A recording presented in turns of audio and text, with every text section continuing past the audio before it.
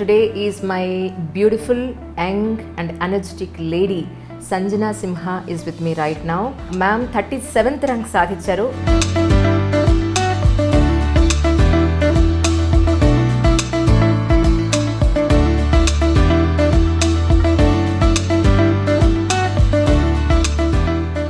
సంజన సిన్హా కాదు, Simha.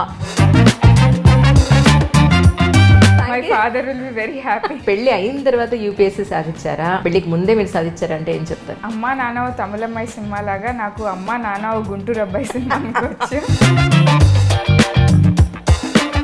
It's mix of both అనమాట. మీరు పర్టికులర్గా ఇంత చదివినా కూడా యూపీఎస్సీకి రావడానికి రీజన్ ఏదైనా ఉందా? అమ్మా నాన్న రామకృష్ణ మఠలో జాయిన్ చేశారు. మఠలో వాలంటీర్గా ఉన్నప్పుడు సర్వీస్ సొసైటీకి ఇంకా బెటర్ వేలో ఎలా ఇవ్వచ్చు అంటే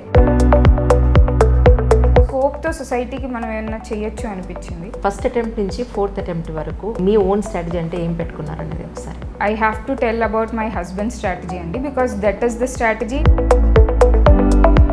ఎగ్జామ్కి వెళ్ళిన వెంటనే ఆ క్వశ్చన్ చూస్తే మీకు మీ నోట్స్లో ఉన్నది గుర్తొచ్చి ఇమీడియట్గా రాసేటట్టు. మీరు ప్రిపేర్ ఇన్ని గంటలు పక్కాగా ఉన్న సందర్భం అంటే ఏం చెప్తారు? ఫర్ ఎగ్జాంపుల్ నేను ప్రిపరేషన్ స్టార్ట్ చేస్తున్నాను అనుకోండి నెక్స్ట్ ఇయర్కి, 2 రోజులు 10 గంటలు చదివి తర్వాత 1 వీక్ చదవలేదంటే దట్స్ నాట్ గుడ్. మూవీకే 3 గంటలు కూర్చుంటున్నప్పుడు మన ఏంకి కూర్చోలేమో చెప్పండి. ఆప్షనల్స్లో సోషియాలజీలో డూస్ అండ్ డోంట్స్ అంటే ఏం చెప్తారు? సిలబస్ కాపీ చూడకుండా ప్రిపేర్ అవుతుంటే I think you are going nowhere. వాళ్ళు అడుగుతున్నారని వాళ్ళ క్వశ్చన్స్ చూసి వెళ్తే మనం పప్పులో కాలేస్తాం. ఆస్పిరెంట్స్ కోసం మీ బుక్ లిస్ట్ చెప్తారు. ఫస్ట్ 2 బుక్స్ అయితే డెఫినెట్గా అందరి బ్యాగ్లో లేకపోతే రూమ్స్లో ఉండాలి. ఇవి లేకుండా అసలు ప్రిపరేషన్ని స్టార్ట్ చేయకూడదు. ఇవి కాకుండా జాగ్రఫీకి జీసీ లియాంగ్ అని ఒక బుక్ ఉంటుంది. పాలిటీకి ఆ బుక్ సోషల్ టాపిక్స్ని కాన్సెప్ట్స్ని చాలా క్లియర్గా ఎక్స్ప్లెయిన్ చేస్తుంది. సార్ మీ విషయంలో అన్ని అటెంప్ట్స్ మీరు ఇచ్చారని చెప్పని విన్నాను. ఎందుకని రీచ్ అవ్వలేదని అనుకున్నారు సార్? నేను యాక్చువల్గా ఎగ్జామ్ ఎప్పుడు సర్వీస్ తెచ్చుకోవాలన్నట్టు చదవలేదు. Service was a instrument, but my objective was learning and developing good skills. Mains దృష్టిలో పెట్టుకొని యూపీఎస్సీ ఆస్పిరెంట్స్ మీరు ఏం చెప్తారండి? ప్రిలిమ్స్ వేరు, మెయిన్స్ వేరు, ఇంటర్వ్యూ వేరు. అండ్ ఇంకొక ఇంపార్టెంట్ థింగ్ కూడా గుర్తుపెట్టుకోవాల్సింది, చాలామంది ఆ క్లారిటీ ఉండాలి. That's the way to go.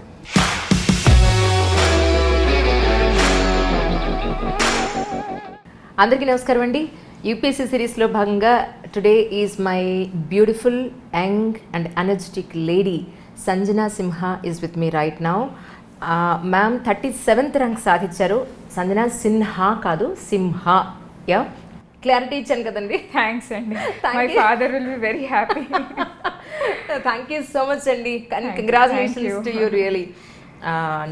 మీకు పెళ్ళైపోయింది కాబట్టి సరిపోయింది, కానీ లేకపోతే ఈ పాటికి అసలు ఇంత అందమైన అమ్మాయి యూపీఎస్సీ సాధించిన అమ్మాయికి మామూలుగా ఉండదు. మరి లైన్, ఇంత పెద్ద లైన్ ఉండేది ఎందుకులేండి ఇప్పుడు అవి. ఏంటంటే పెళ్ళి అయిన తర్వాత యూపీఎస్సీ సాధించారా, పెళ్ళికి ముందే మీరు సాధించారా అంటే ఏం చెప్తారు? అంటే అమ్మా నాన్న ఓ తమిళమ్మాయి సినిమా లాగా నాకు అమ్మా నాన్న ఓ గుంటూరు అబ్బాయి సినిమా అనుకోవచ్చు. సో పెళ్ళి ముందు 207 ర్యాంక్ వచ్చింది, ఐఆర్ఎస్లో ఉన్నాను ఇప్పుడు. తర్వాత ర్యాంక్ వచ్చిన తర్వాత మళ్ళీ అటెంప్ట్ ఇస్తూ పెళ్లి చేసుకున్నాను, ఇప్పుడు 37. So it's a mix of both అనమాట కదా. కానీ పెళ్ళికి ముందు ర్యాంక్ కన్నా కూడా పెళ్ళి అయిన తర్వాత ర్యాంక్స్ చాలా మంచి ర్యాంక్ వచ్చిందని చెప్పుకోవాలి ఒక మాటలో. అంటే మీరు అనుకుంటున్నారు పెళ్ళికి ముందు పరిచయం లేదేమో అని, కానీ పెళ్ళికి ముందు కూడా పరిచయం ఉంది. My husband is my mentor అనమాట. సో నా రిజల్ట్ ఎప్పుడన్నా కూడా is a team effort. So he has been my guidance, support. అమ్మా నాన్నలతో పాటు he was there all through the journey from my first initial attempts. So అందుకని it's been a combined effort. అంటే పెళ్ళి అయిన తర్వాత జనరల్గా చదువుకు ఫుల్ స్టాప్ పడిపోతుంది, సాధించడం అది కూడా యూపీఎస్సీ సాధించడం అంత ఈజీ కాదని అంటారు. అంటే ఆఫ్కోర్స్ మనం వేళ్ల మీద లెక్క పెట్టచ్చు, అలా చేసిన వాళ్ళని వేళ్ల మీద లెక్క పెట్టచ్చు. హౌ డిఫికల్ట్ ఇట్ వాజ్ అంటే ఏం చెప్తారండి? అంటే వైఫ్గా మీ బాధ్యతలు, ఇంటి పనులు, ఒకవేళ పెద్దవాళ్ళు ఉంటే వాళ్ళ పనులు, లేదా మెద్దరే ఉన్నా కూడా ఎంతో కొంత ఇంటి పనులు డెఫినెట్గా ఉంటాయి కదా. So how difficult as a wife అని అంటే ఏం చెప్తారు ఆఫ్టర్ మ్యారేజ్ యూపీఎస్సీ క్రాక్ చేయడం? అంటే వీ గాట్ మ్యారీడ్ రీసెంట్లీ అండి. This is after mains. So mains తర్వాత అంత ఎక్కువ ఎగ్జామ్ ప్రిపరేషన్ ఉండదు. కానీ ఈవెన్ ఆఫ్టర్ మెయిన్స్ నేను ట్రైనింగ్లో జాయిన్ అయ్యాను ఐఆర్ఎస్లో. ఉన్న రెస్పాన్సిబిలిటీ అంతా కూడా మా వారే తీసుకున్నారు చెప్పాలంటే. I'm very lucky. ఇన్ఫ్యాక్ట్ ఇంట్లో చాలా ప్యాంపర్డ్ డాటర్, ఇక్కడ ఇప్పుడు pampered wife and pampered daughter ఇంట్లో. సో మా వారే కుక్ని అరేంజ్ చేయడం, సో వంటలు తను మా కుక్కి చెప్పడం, నాకు అసలు ఆ పని లేదు, ఇంకే పని కూడా లేదు ఇన్ఫ్యాక్ట్ చెప్పాలంటే. ఎగ్జామ్ అప్పుడు షెడ్యూల్ వేసి ఎలా చదవాలి, ఏది ఎప్పుడు రాయాలి అని షెడ్యూల్ వేసినప్పటి నుంచి ఎగ్జామ్ తర్వాత కూడా అన్నీ all things he took care అనమాట. So I'm very lucky. మా అందరి కోసం మీ నేటివ్ ప్లేస్, అమ్మ నాన్న గురించి, మీ సిబ్లింగ్స్ గురించి ఒకసారి. నేను born and brought up in Hyderabad అండి. నాన్నగారి పేరు వి ఉదయసింహ, ఉప్పల ఉదయసింహ. నాన్నగారు వాళ్ళది సాహెబ్ నగర్ ఊరు, ఇది హయత్ నగర్ మండల్ ఆర్ఆర్ డిస్టిక్ కిందకి వస్తుంది. మా తాతగారు అంటే ఉప్పల వెంకట్రావు, ఆయన అక్కడ పట్వారీ లాగా చేశారనమాట. తర్వాత నాన్నగారు వచ్చి ఇప్పుడు మలక్పేటలో సెటిల్ అయ్యారు. సో మా ఇల్లు మలక్పేటలో ఉంది. ఇప్పుడు ఊరంతా పట్వారీ వాళ్ళ మనవరాలు కలెక్టర్ అయిందని చాలా హ్యాపీగా ఫీల్ అవుతున్నారు. రైట్. అమ్మ గారి పేరు ఉప్పల అరుణశ్రీ, అమ్మ వాళ్ళది విజయవాడ. తను బ్యాంక్ మేనేజర్గా చేస్తున్నారు. లాస్ట్ ఇయరే విఆర్ఎస్ తీసుకున్నారు. నాన్నగారు అడ్వకేట్గా చేస్తున్నారు. నాకు 2 సిబ్లింగ్స్, చెల్లెలు ఉన్నారు, she is a psychologist, and తమ్ముడు హీజ్ ఇన్ 10th క్లాస్ అండి. Okay, right. జనరల్గా ఇంట్లో పేరెంట్స్లో ఎవరైనా సరే అడ్వకేట్స్ ఉంటే వాళ్ళ పిల్లలు కూడా ఎవరో ఒకళ్ళు ఖచ్చితంగా అదే లా ఫీల్డ్లోకి వెళ్ళే అవకాశాలు 90% నేను చూశాను. అంటే మీరు పర్టికులర్గా ఇంత చదివినా కూడా యూపీఎస్సీకి రావడానికి మెయిన్ గట్టి ఏమంటారు రీజన్ ఏదైనా ఉందా? అంటే మా నాయనమ్మ నుంచి బాగా సర్వీస్ మోటివ్ అనేది చిన్నప్పటి నుంచి ఇన్వైబ్ చేసుకున్నట్టున్నానండి. అది రిఫ్లెక్టింగ్ బ్యాక్ నాకు అనిపిస్తుంది. ఏదో ఒకటి సొసైటీకి మనం we have to give back అని అనుకునేదాన్ని. అలా 10th తర్వాత అమ్మ నాన్న రామకృష్ణ మఠలో జాయిన్ చేశారు. అసలు ఒక గుడ్ పర్సనాలిటీ డెవలప్ చేయాలి పిల్లల్లో, స్వామి వివేకానందని చూసి మనం ఏం నేర్చుకోవచ్చు. సో అలా మఠలో వాలంటీర్గా ఉన్నప్పుడు ఏం చేయొచ్చు, మనకి సర్వీస్ సొసైటీకి ఇంకా బెటర్ వేలో ఎలా ఇవ్వచ్చు అంటే సివిల్ సర్వీస్ ఒక బెటర్ ఆప్షన్ అనిపించింది. అప్పుడులో ఎస్ఆర్ శంకరన్ గారిని ఇంకా బిఎన్ యుగాంధర్ గారి బుక్స్ బాగా చదివేదాన్ని, వాళ్ళ ఆర్టికల్స్ బాగా ఫాలో అయ్యేదాన్ని. సుజాతారావు గారి యూనివర్సల్ హెల్త్ పాలసీ గురించి విన్నాను. సో ఇవి చాలా ఒక వైడర్ ఆస్పెక్ట్తో, ఎక్కువ స్కోప్తో సొసైటీకి మనం ఏమైనా చేయొచ్చు అనిపించింది. సో హార్డ్ వర్క్ ఎలానో చేస్తాను కాబట్టి ఈ ఫీల్డ్లోకి వస్తే ఐ థింక్ నా ఫుల్ పొటెన్షియల్ బాగా యూటిలైజ్ అవుతుంది అనుకో. రైట్. జనరల్గా ఐఆర్ఎస్ వస్తే దానికి రిజైన్ చేసిన తర్వాతే దీనికి అటెంప్ట్ ఇవ్వాలేమో కదా, అలా ఉందా ఏమన్నా? అంటే ఇప్పుడు జాయిన్ అవ్వాలంటే నేను రెసిగ్నేషన్ ఇవ్వాలి, కానీ నాకు ర్యాంక్ వచ్చింది 2020 ఎగ్జామ్లో. సో ఆ ఎగ్జామ్లో ర్యాంక్ వచ్చిన వెంటనే నేను మళ్ళీ ఎగ్జామ్ ఇచ్చాను అనమాట. సో 2020 ఎగ్జామ్ రిజల్ట్స్ వచ్చిన 10-15 డేస్కి ప్రిలిమ్స్ ఉండింది, అది ఇచ్చి తర్వాత మెయిన్స్ ఇచ్చిన వెంటనే ట్రైనింగ్లో జాయిన్ అయిపోయాను. సో ఇప్పుడు రెసిగ్నేషన్ ఇవ్వాల్సి ఉంటుంది. ఇప్పుడైతే ప్రజెంట్గా నాగ్పూర్లో ట్రైనింగ్లో ఉన్నాను, దాన్ని అయితే కంటిన్యూ చేయాల్సి ఉంటుంది. ఓ, ట్రైనింగ్ కంటిన్యూ చేయాల్సి ఉంటుంది. If I get a leave then I'll be relieved అండి. That we have to still figure out, we're figuring it out. Okay, yeah. This is your 4th attempt కదండి? సివిల్ సర్వీస్ ఎగ్జామ్కి 4th attempt. First attempt మీరు ఎప్పుడు ఇచ్చారు, ఎలా prepare అయ్యారు అంటే ఏం చెప్తారు? నేను ఇంజనీరింగ్ అయిపోయిన తర్వాత ప్రిపరేషన్ తీసుకుని తర్వాత ప్రిపేర్ అయ్యి ఇచ్చానండి అటెంప్ట్. ఇది 18 నుంచి అటెంప్ట్స్ అనమాట. 18 అటెంప్ట్లో మెయిన్స్ వరకు వెళ్ళాను, కానీ మెయిన్స్ క్వాలిఫై అవ్వలేదు.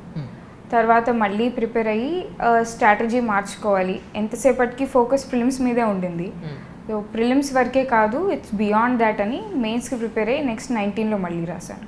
అప్పుడు ఇంటర్వ్యూ వరకు వెళ్ళాను, కానీ ఇంటర్వ్యూలో 5 మార్క్స్ తక్కువ రావడంలో ఐ లాస్ట్ ర్యాంక్, లిస్ట్లో పేరు రాలేదు. సరే, but it was like a validation, like correct డైరెక్షన్లో అయితే వెళ్తున్నాం. ఇంటర్వ్యూ వరకు వెళ్ళాం, లాస్ట్ ఇయర్ మీద ప్రోగ్రెస్ ఉంది, మళ్ళీ రాశాను 20లో. ఈసారి మళ్ళీ ఇంటర్వ్యూ వరకు వెళ్ళి 207 వచ్చింది. ఓకే, ఇంకా కరెక్ట్ డైరెక్షన్లోనే ఉన్నాం. మేబీ ఒక ఫుల్ ఆఫ్ ఎనర్జీ అండ్ ఎఫర్ట్తో ఒక అటెంప్ట్ ఇస్తే బాగుంటుందని ఇంకా ఫైనల్ అనుకున్నానండి. దీని తర్వాత అసలు ఇంకా నాకు ఓపిక లేదు. To be honest, I'm like restless. అసలు ఇంకా ఎగ్జామ్ ఇచ్చి no energy whatsoever, petrol లేదు బాడీలో. సో లాస్ట్కి అటెంప్ట్ ఇచ్చేసరికి ఇప్పుడు 37 ర్యాంక్.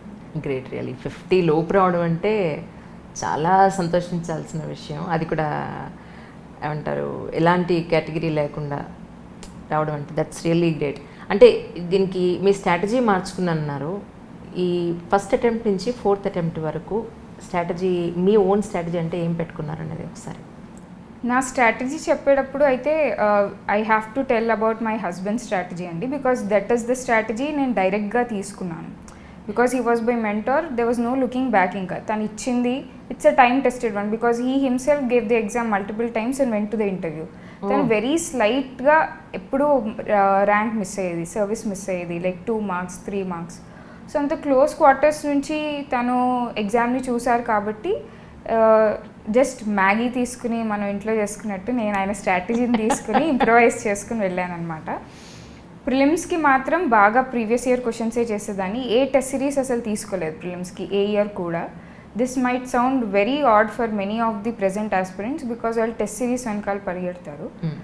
మెయిన్స్కి వచ్చేటప్పటికి చాలా డిలిజెంట్గా మేము నోట్స్ ప్రిపేర్ చేసుకున్నాము.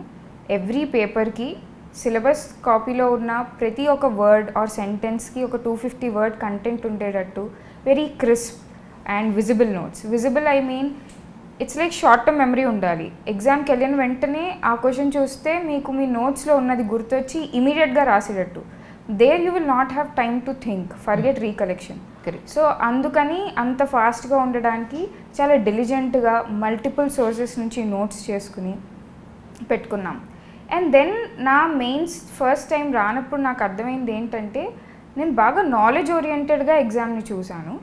That's true or that's correct till a certain extent. తర్వాత your knowledge will be reflected only if you present well.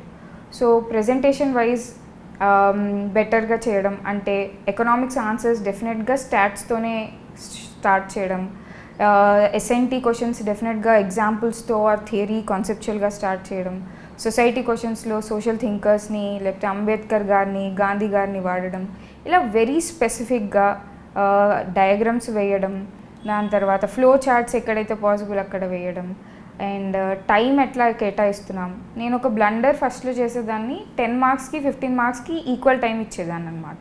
అలా చేయకుండా ఈ అటెంప్ట్లో ఫస్ట్ 15 marker ఆన్సర్స్ 10 ఉంటాయి, అవి ఆన్సర్ చేసేసి then I move to 10 marker. So ఎక్కువ టైం దేనికి ఇస్తున్నాము, సో ఇట్లా స్ట్రాటజీగా పేపర్ వైజ్ చూసుకుంటూ వెళ్ళామన్నమాట.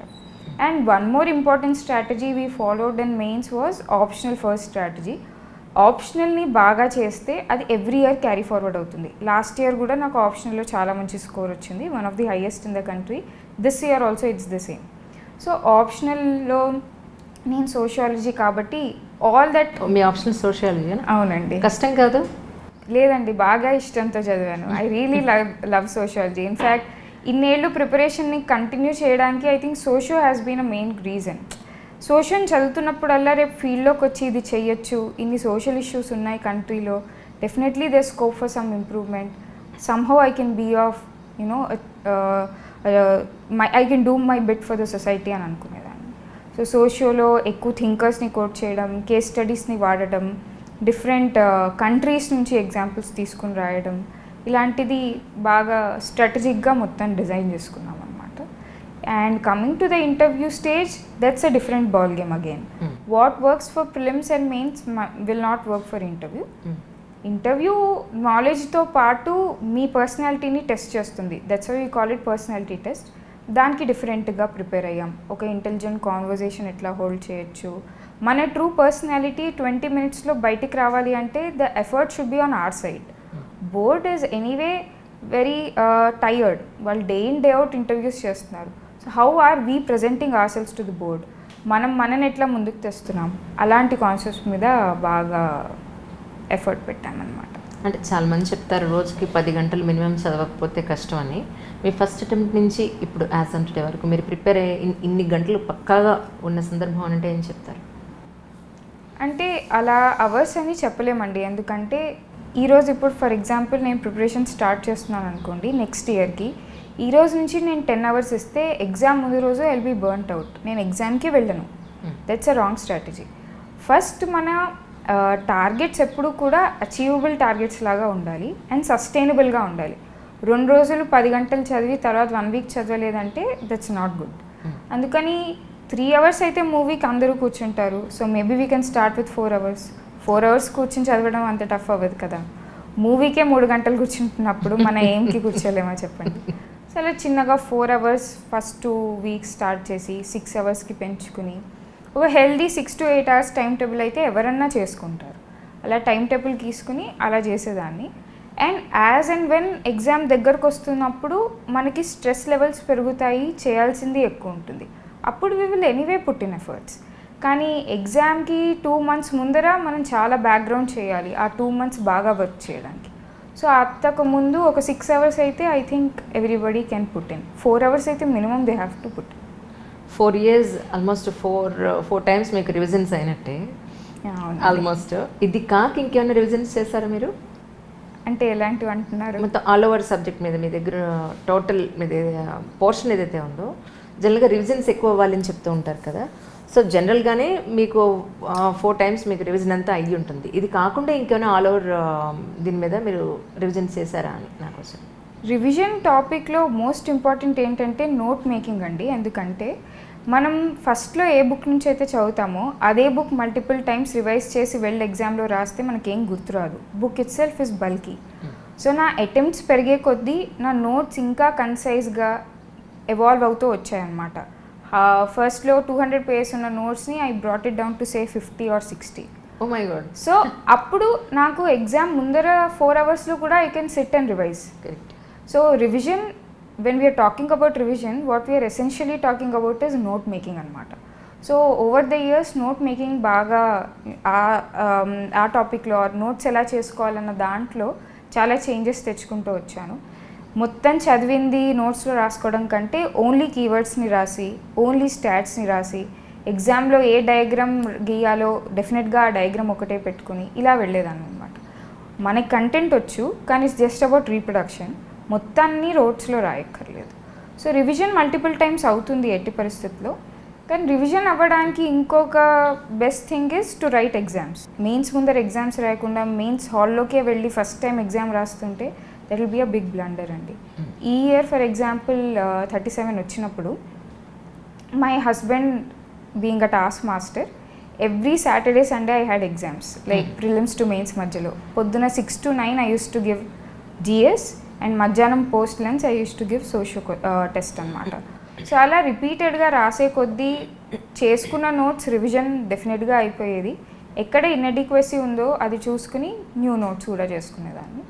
అండ్ ఎగ్జామ్ ఇన్నిసార్లు ఎగ్జామ్స్ ఆల్రెడీ రాశాను కాబట్టి ప్రిపరేషన్ అప్పుడు ఎగ్జామ్ హాల్లో ఇట్స్ జస్ట్ రన్నింగ్ ఇంకా ఆటోమేటిక్గా స్టార్ట్ అయిపోతుంది అన్నట్టు మ్యారథాన్ స్టార్ట్ అయ్యేది. ఆప్షనల్స్లో సోషియాలజీలో డూస్ అండ్ డోంట్స్ అంటే ఏం చెప్తారంటే, ఎందుకంటే ఇప్పుడు నెక్స్ట్ మెయిన్స్ ఉంది, సో వాళ్ళందరి కోసం. ఎవరికన్నా first bible is in civil service syllabus అండి. సిలబస్ కాపీ చూడకుండా ప్రిపేర్ అవుతుంటే I think you are going nowhere. First you need to know what the syllabus is. So సిలబస్లో ఉన్న ప్రతి టాపిక్ని we have to cover. It's not like you can leave some topics for choice. అలా అసలు అవ్వదు. You have to complete the entire syllabus. And then next you have to look in to previous year question papers. బయట test series రాసే ముందర previous year question papers చూస్తే అసలు UPSC ఏం అడుగుతుందో తెలుస్తుంది కదా. After all we're writing or preparing for UPSC, not for a test series. వాళ్ళు అడుగుతున్నారని వాళ్ళ క్వశ్చన్స్ చూసి వెళ్తే మనం పప్పులో కాలేస్తాం. యూపీఎస్సీ సేమ్ క్వశ్చన్స్ని డిఫరెంట్ ఫార్మాట్లో అడుగుతుంది. ఇష్యూస్ సేమ్ ఉంటాయి, క్వశ్చన్స్ మాత్రం డిఫరెంట్గా వేరీ అవుతాయి. సో ప్రీవియస్ ఇయర్ క్వశ్చన్స్ చేయాలి.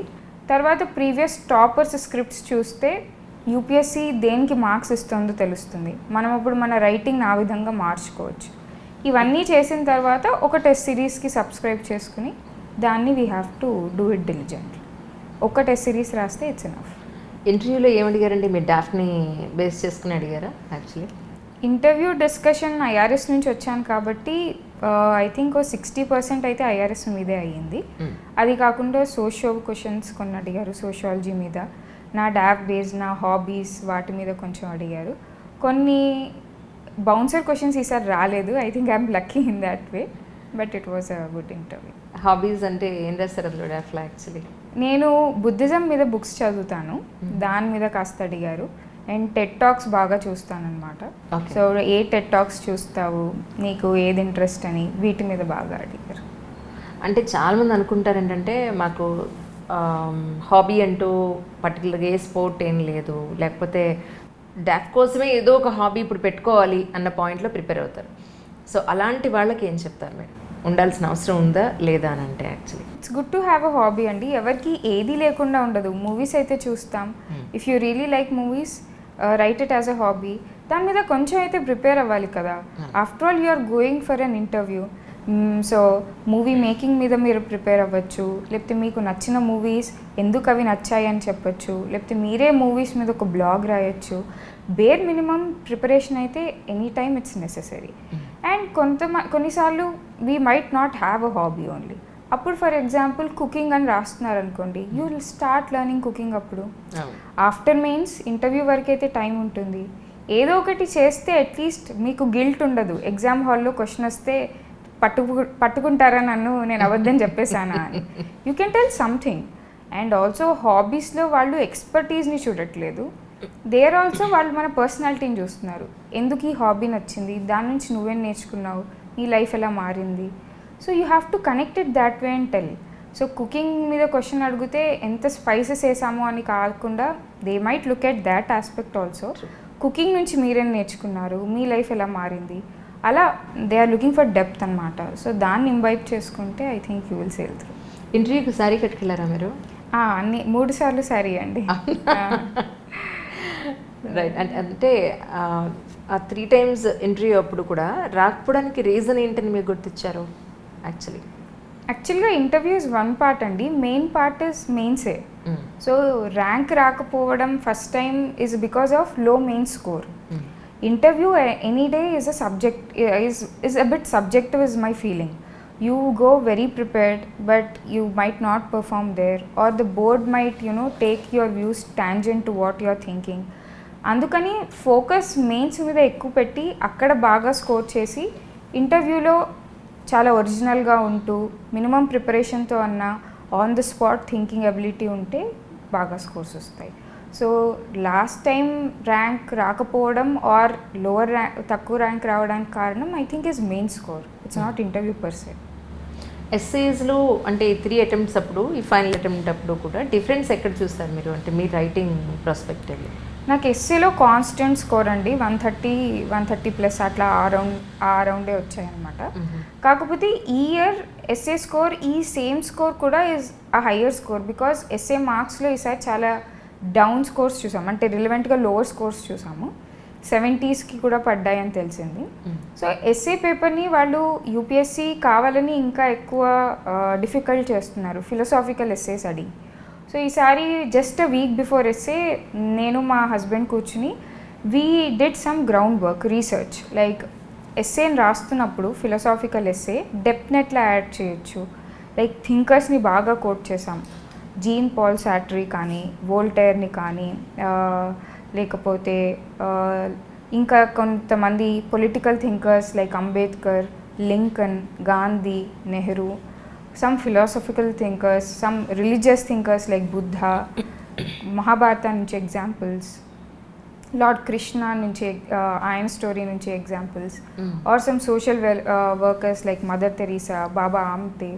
సో ఇలా డెప్త్ టు ఎస్సేని ఎట్లా మనం తేవచ్చు, వీళ్ళ లైఫ్ ఎగ్జాంపుల్స్ని జస్ట్ కోట్ చేయకుండా వాటిని ఎక్స్ప్లెయిన్ చేయాలన్నమాట. Essay is all about how you write it, how you explain it. It should be like a nice movie, Rajamouli గారి మూవీ లాగా చిన్నగా బాగా భారీగా స్టార్ట్ చేసి ఒక వెరీ గుడ్ బిగినింగ్తో వాళ్ళ ఇంట్రెస్ట్ని we have to carry it అనమాట through the essay and conclusion వరకు. సో అలా it's art of answer writing, art of essay writing. So అలా ఇవి ఉండాలి, ఈ ఆస్పెక్ట్స్ని ఎస్సేలో తేవాలి, వాటిని ఎట్లా రాయాలి, ఇలా బాగా డిస్కస్ చేస్తూ ఉన్నాము. వీటికి మళ్ళీ ఎలా మరి ఎస్సే టాపిక్ ఎలా చూస్ చేస్తారు అంటే previous year క్వశ్చన్సే.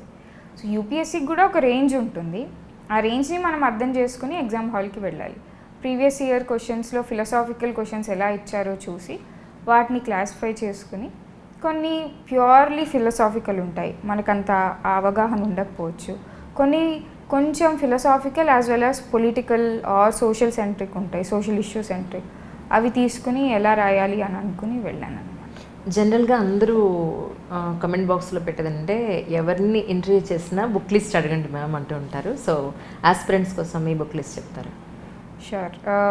First book list అయితే ఫస్ట్ 2 బుక్స్ అయితే డెఫినెట్గా అందరి బ్యాగ్లో లేకపోతే రూమ్స్లో ఉండాలి. ఒకటి syllabus copy, next previous year question booklet. ఇవి లేకుండా అసలు ప్రిపరేషన్ని స్టార్ట్ చేయకూడదు. ఇవి కాకుండా సబ్జెక్ట్ వైజ్ చూసుకుంటే ఎన్సీఆర్టీస్ 11th 12th క్లాస్ ప్రతి సబ్జెక్ట్కి I think it's bare minimum. అది చదివితే మనకు బేసిక్ అండర్స్టాండింగ్ ఆఫ్ కాన్సెప్ట్స్ వస్తుంది. ఇవి కాకుండా జాగ్రఫీకి జీసీ లియాంగ్ అని ఒక బుక్ ఉంటుంది, అది వాడాను. పాలిటీకి లక్ష్మీకాంత్ అని ఒక బుక్ ఉంటుందండి, అది వాడాను. ఎకనామీకి స్పెసిఫిక్గా అయితే ఎన్సీఆర్టీ బుక్కే వాడాను. అది కాకుండా రమేష్ సింగ్ అని ఒక టెక్స్ట్ బుక్ ఉంటుంది, అది వాడాను. హిస్టరీకి ఓల్డ్ ఎన్సీఆర్టీస్ బాగా చదివాను అనమాట. హిస్టరీకి స్పెక్ట్రమ్ అని ఒక ఐపీఎస్ ఆఫీసర్ గారు రాశారు, ఆ బుక్ బాగా వాడాను. ఇవి జనరల్ స్టడీస్ వరకు. సోషియోకి వచ్చేసి సోషియోకి ఇప్పుడు there is one book which is like a guide లాగా అనుకోవచ్చు. నితిన్ సాంగ్వాన్ సార్ రాసిన book. He himself is an IAS officer. ఆయన పోస్ట్ రిజల్ట్ రాశారనమాట.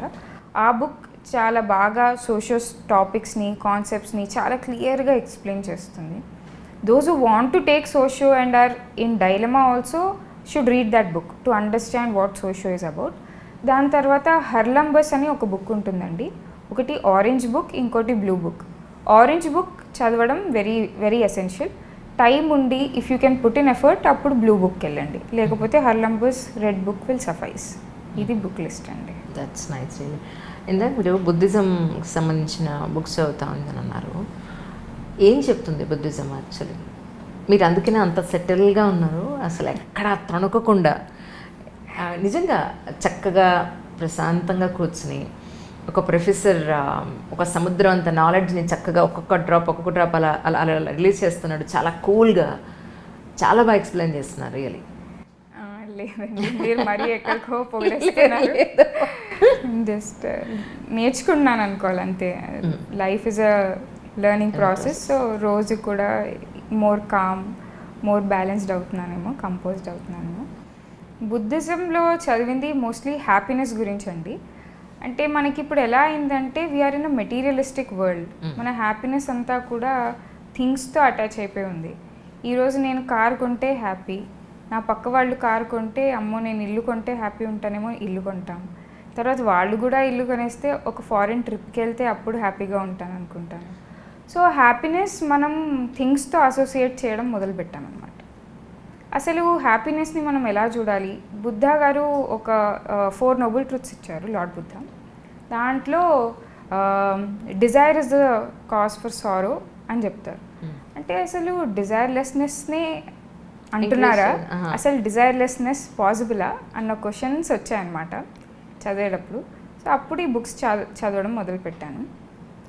వాళ్ళు అనేది ఏంటంటే డిజైర్స్ ఉండకూడదు ఆర్ ఉండవు అని చెప్పట్లా, డిజైర్లెస్నెస్ చెప్పట్లా. వాళ్ళు ఇంపర్మనెన్స్ ఆఫ్ డిజైర్స్ గురించి చెప్తున్నారు. అంటే ఏంటి, మన మైండ్ ఒక మంకీ మైండ్ లాగా అనమాట. ఫస్ట్ కార్, తర్వాత ఇల్లు, తర్వాత ఫారెన్ ట్రిప్. సో డిజైర్స్ పర్మనెంటే కాదు, ఇప్పుడు ఉన్నది నెక్స్ట్ వేరేగా మారుతుంది. సో మనకు ఒక డిజైర్ ఎప్పుడైతే కలుగుతుందో ఇమీడియట్గా దాని మీద యాక్ట్ చేయకుండా, ఈరోజు నాకు ఈ జ్యువెలరీ కొనుక్కోవాలనిపించింది, ఇమీడియట్గా వెళ్ళి కొనుక్కోకుండా కొన్ని రోజులు ఆగి డిలే చేస్తే ఓహో ఇది ఇంపర్మనెంట్, ఇప్పుడు నా మైండ్ అది కోరుకోవట్లేదని మనం రియలైజ్ అవుతాం. అప్పుడు మన హ్యాపీనెస్ మన మీద డిపెండెంట్ అయి ఉంటుంది, కానీ మనం ఏది ఓన్ చేస్తున్నామో, ఏది అక్వైర్ చేయాలనుకుంటున్నామో దాని మీద డిపెండెంట్ అయి ఉండదు. సో ఇది నేను నేర్చుకున్నాను, ఇంపర్మనెన్స్ ఆఫ్ డిజైర్ అనేది నేర్చుకున్నానండి.